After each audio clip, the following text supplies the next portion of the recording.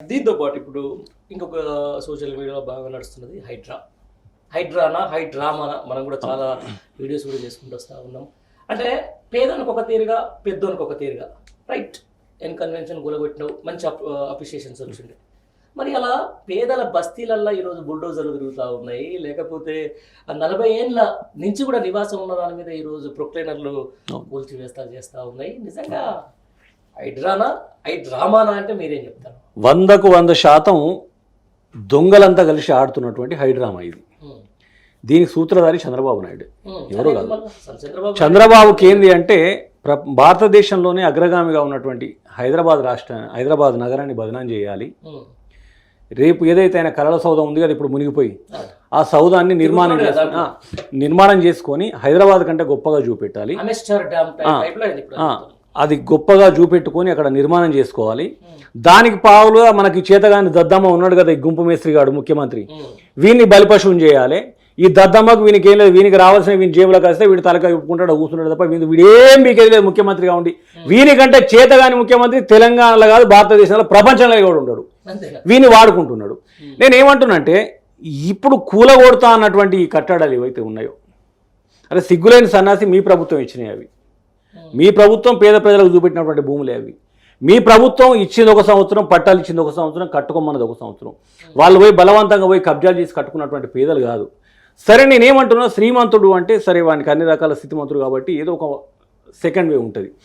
ఈ పేద ప్రజలు వాళ్ళ రక్తం అంతా దారపోసి చెమటొడిచి రూపాయి జమ చేసుకొని ఏదో రేకులు వేసుకొని ఒక 2 రూములు కలుపుకొని ఒక రూమ్లో కొడుకు ఒక రూమ్లో తండ్రి ఏదో జీవనాన్ని వెలుసాగిస్తూ ఉంటే, ఇవాళ సిగ్గు ఎగ్గు లేకుండా రౌడీల కంటే హీనంగా పోయి వాటిని కూలగొడుతూ ఉన్నారు. నేను అడుగుతున్నా, అరే సన్నాసి ముఖ్యమంత్రి, నీ తమ్ముంది కూడా ఆల్రెడీ ఎఫ్టీఏలోనే ఉంది. ఇలా పొంగిరెడ్డి శ్రీనివాసరెడ్డి అనతో కూడా ఎఫ్టీఏలోనే ఉంది. వివేక్ అంటూ ఉంది, అక్కడే ఉంది. కేవీపీ రామచంద్రరావు అంటూ అక్కడే ఉంది.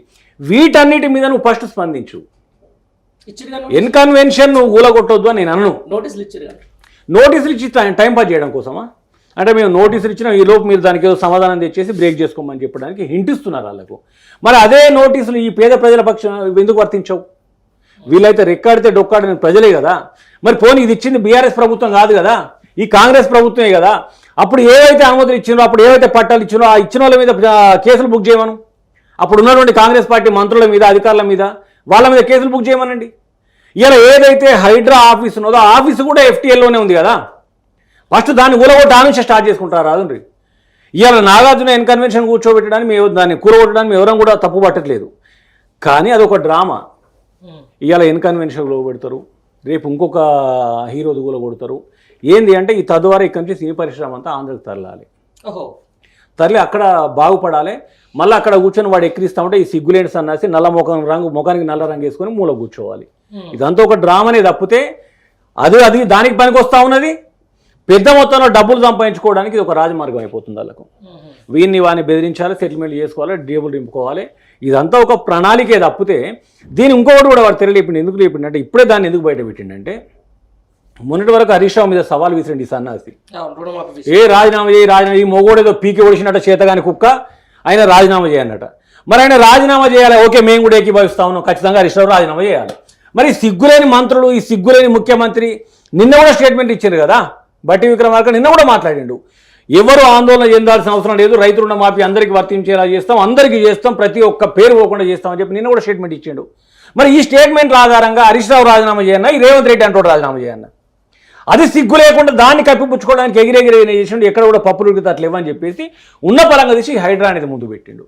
అంటే ఈ డైవర్ట్ పాలిటిక్స్ తప్పితే వీటిపైన చిత్తశుద్ధి కానీ, లేకపోతే ఒక మంచి ఆలోచన కానీ, లేకపోతే ఒక భావితరాలకు ఉపయోగపడే ప్రణాళిక కానీ వీళ్ళ దగ్గర లేదు, రాదు కూడా. అది అంతేనా? పర్ఫెక్ట్గా పక్కా. దీంతో పాటు మొత్తానికి 4th సిటీ ముచ్చర్ల సంబంధించిన దాంట్లో బాగా చర్చ నడుస్తూ ఉంది సోషల్ మీడియాలో. అంటే అక్కడ తుక్కుగూడలో ఎవరైతే ఇప్పుడు ఉన్నటువంటి ముఖ్యమంత్రి తమ్ముళ్ళ పిఆర్ఓల పేరిటల్లో, పిఏల పేరిటలో దాదాపుగా 300 ఎకరాలకు టెండర్ పెట్టారని చెప్పేసి సాక్షాత్ ఎవరో కాదు, ఇప్పుడు గతంలో బీఆర్ఎస్ పార్టీలో ఉన్నటువంటి మాజీ మంత్రి హరీష్ రావు గారు ఒక లీక్ అయితే ఇచ్చారు. నిజమేనా? పక్కా నేను చెప్తా ఉన్నా కదా, ఈ ముఖ్యమంత్రి అధికారంలోకి వచ్చినాక అంటే దొంగకు దొంగ యావ, లంగకు లంగ యావ. ఒక ప్రజల కోసం ఆలోచించడానికి ప్రజాక్షేత్రంలో ప్రజలకు ఏం చేయాలనే ఆలోచన ఉంటుంది. కేసీఆర్ గారి దగ్గరికి ఈ తెలంగాణ రాష్ట్ర ప్రభుత్వంలో గడిచిన ప్రభుత్వంలో ఆ రోజు ఉన్నటువంటి మంత్రులు ఎమ్మెల్యేలు వీళ్ళందరూ పోయి కేసీఆర్ గారు ఇంత పెద్ద రైతు బంధు మనం ఇస్తూ ఉన్నాం, నిజంగా కూడా భారతదేశానికి ఆదర్శం, భారతదేశంలో ఏ రాష్ట్రం చేయనటువంటి గొప్ప కార్యక్రమం మనం తీసుకున్నాం, మేము మంత్రులు ఎమ్మెల్యేలు మేము తీసుకుపోయి రైతులకు చెక్కులు ఇస్తామంటే రైతు అనేటోడు ఇట్లనే ఉండాలి తప్ప పెట్టేటట్టే ఉండాలి తప్ప ఇట్లా అడుక్కున్న తట్టు ఉండొద్దు అనేటువంటి గొప్ప ఆలోచన. అది ప్రజాపాలన అంటారు దాన్ని. ఇలా ఈ దద్దమ్మ నా కొడుకులు ఏం చేస్తున్నారు అధికారంలోకి రాగానే, ముందు కూడా ముఖ్యమంత్రి చరిత్ర అదే కదా, ఎక్కడెక్కడ లొసుగులు ఉన్నాయి భూములల్లా, ఎవరెవని బ్లాక్మెయిల్ చేస్తే డబ్బులు వస్తాయి, ఏ రకంగా పబ్బం గడుపుకోవాలన్న కార్యక్రమంలోనే జైలు కూడా వేయొచ్చండి ఆయన ముఖ్యమంత్రి కాగానే ఈ ప్రజలు ఏడబోతే ఆయనకెందుకు, ప్రజాక్షేత్రం ఏడబోతే నాకెందుకు, ఎవడెక్కడ వస్తే ఆయనకెందుకు, ఎక్కడెక్కడ లొసుగులు ఉన్నాయి, ఏళ్ళు పెడితే మనకు డబ్బులు వస్తాయి, ఇవన్నింటికి కూడా ఒక మంచి ప్రణాళిక తయారు చేసుకున్నాడు. రాష్ట్ర అభివృద్ధి చేయడం కోసం ప్రణాళిక తయారు చేసుకోలే, ఈ దొంగదందలు చేయడం కోసం తుక్కుగూడ కావచ్చు, ఇంకా పక్క రాష్ట్రాలు కావచ్చు, లేకపోతే ఇక్కడ ఉన్నటువంటి ఇంకా ఏ కంపెనీలు అన్నిట్లలో వాళ్ళు ఒక ప్రణాళిక తయారు చేసుకుని దానికి ఒక టైం టేబుల్ చేసుకున్నారు, సిస్టమ్ వైజ్గా అలా చూస్తూ ఉన్నారు, 1000 కోట్లు దండుకుంటున్నారు. తప్పితే వాళ్ళ మీద వచ్చే ఏ ఆరోపణ అబద్ధమైనా గతంలో బీఆర్ఎస్ ప్రభుత్వం ప్రతిదానికి వివరణ ఇచ్చింది. ప్రతిపక్షం చేసిన కొంతమంది స్వయం ప్రకటిత మేధావులు సన్నాసులుగా మారి ఈ రేవంత్ రెడ్డికి కాంగ్రెస్ పార్టీ బూట్లు నాకిన ప్రతిదానికి కూడా క్లారిటీ ఇచ్చినారు ఉన్నటువంటి బీఆర్ఎస్ ప్రభుత్వం. ఇవాళ నిజంగానే తుక్కుగూడలో వచ్చింది అబద్ధమే అనుకుంటే ఆయన ఇమీడియట్గా స్పందించి ఇవ్వాలి కదా, స్పందించాలి. ఇవాళ ఈ ఏదైతే FTL లెవెల్లో ఉంది అని చెప్పేసి నోటీస్ అంటించిన వీడియో, ఆ ఇంటిని వీడియో తీయడానికి పోయిన జర్నలిస్ట్ మీద కూడా దాడులు చేస్తున్నారు. అంటే వాళ్ళు ప్రీ ప్లాన్డ్గా వాళ్ళకు రావాల్సిన సంపదన కోసం వాళ్ళు ఎక్కడికైనా పోయేందుకు సిద్ధంగా ఉన్నారు. ఈ ప్రజల కోసమో, మాకు ప్రజలు ఓట్లు వేసినారు, మమ్మల్ని ఎత్తికెత్తుకున్నారు, వాళ్ళకు ఓట్లు వేసి అధికారాన్ని కట్టబెట్టిన ప్రజలు బలైనరు, ప్రజలు అమాయకులు అయ్యినరు. ప్రజలకు కూడా చాలా స్పష్టంగా చెప్పింది, మేము ఇందిరమ్మ పాలనే తెస్తామన్నారు.